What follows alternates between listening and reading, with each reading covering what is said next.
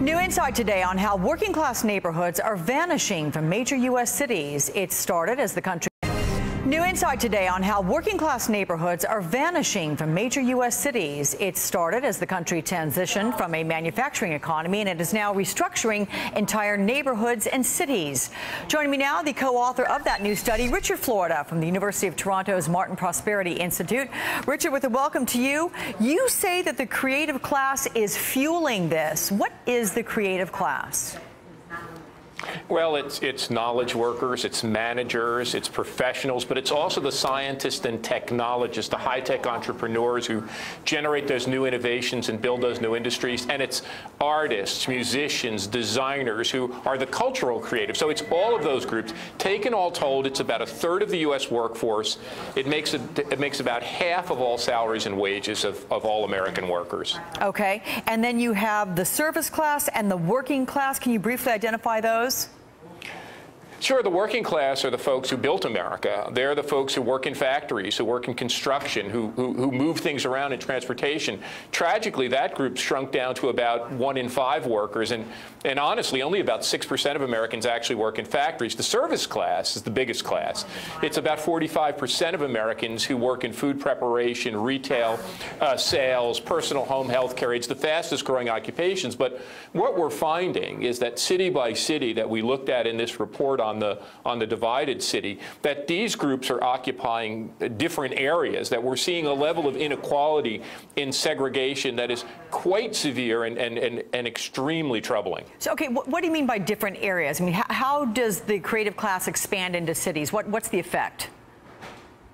Well, you know, many urbanists like myself have been quite positive and optimistic about the comeback of our cities, the migration of technology businesses, of young professionals back to downtown New York, out of Silicon Valley, into downtown San Francisco, in Washington, D.C., and Boston. And what we did, we mapped, Alex, at the neighborhood level, the location of these three groups, the advantaged knowledge workers and creative class, the low-income struggling service class, and the disappearing working class.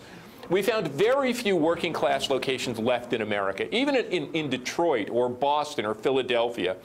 We found the creative class is colonizing the best areas.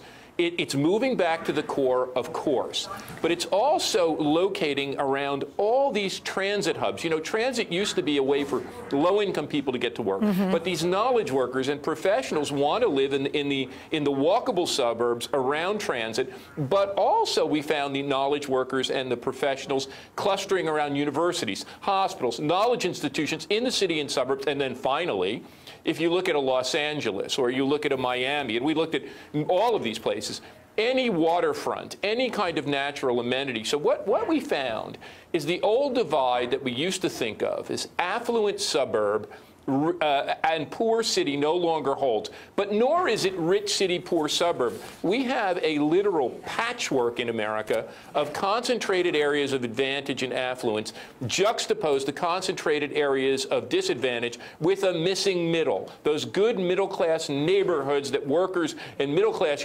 people used to be able to live in are gone, and our geography is one of the haves and the have-nots. So, Richard, looking specifically, you've talked about Manhattan, Los Angeles, Chicago, but I understand it's a little different in Houston.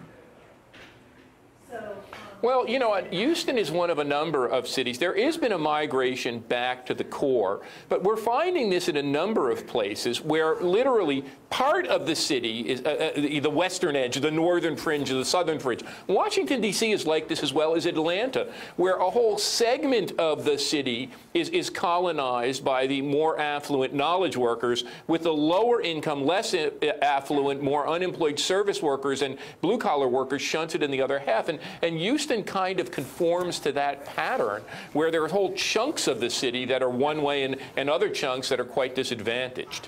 It is a very interesting study from you there, Richard Florida, at the University of Toronto Martin Prosperity Institute. Thanks for sharing it with us. I appreciate it.